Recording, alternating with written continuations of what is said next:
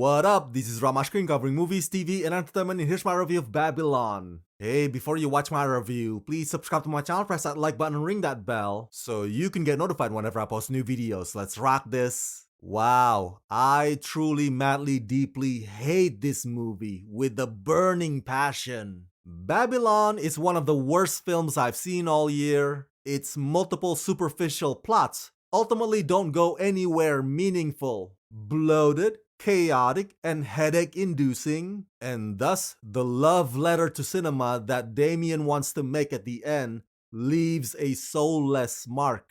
But Rama, how can this be?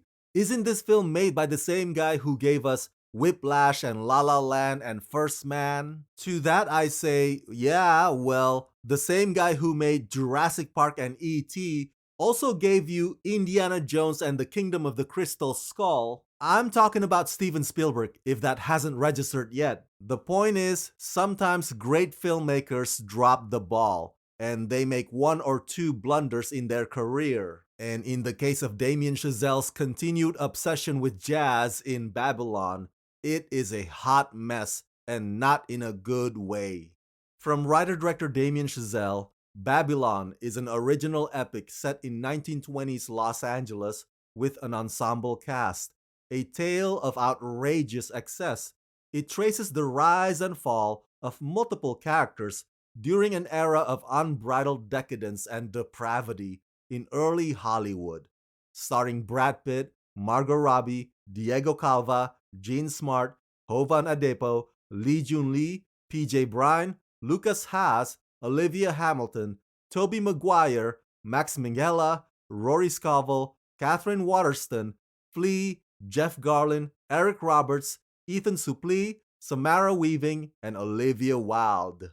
Prepare to bring a pillow with you if you still insist on watching this movie because the runtime is over 3 hours. Now, you know me. I generally don't have a problem with such lengthy presentation. Hell, the recent Avatar The Way of Water was much longer than that, and I freaking love that film. Now, the problem with Babylon is that it feels like it never ends, that it goes on and on and on and on. I remember looking at my wristwatch constantly and thinking, man, we're still on this?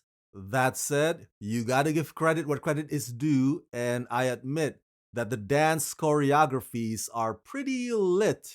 Especially the one done by Margot Robbie in her scantily red dress inside that party house. And Margot is on fire. She's like an Energizer bunny throughout that entire sequence. It's elaborate, it's sexy, it's hypnotic. This is a brazen illustration of old-timey Hollywood that's unfiltered, unbound, and unleashed. A lot of the technical elements of this movie can get overwhelming, but they can also at times be dazzling. And even though Oscar-winning composer Justin Hurwitz's jazz music score for this one is often jarring and repetitive, but it has a strange way of making me tap my foot as it finds itself stuck in my head. The production design is also incredibly ambitious and massive in its scope. And the cinematography definitely has its bright and shining moments. So this movie is not without its few noteworthy positives. But the problem with Babylon is the story and how Damien Chazelle treats, or should I say mistreats, his characters. You see, you have Brad and Margot playing silent film actors who enjoy success and downfall, and you have Diego's rather cartoonic rise to becoming a filmmaker slash studio chief. And then all of a sudden, this film takes a turn for a Pulp Fiction-esque for no reason other than shock value and to unnecessarily extend their complications. And all of them end in tragedy, only to eventually make a statement about the beauty of cinema. Really? Really?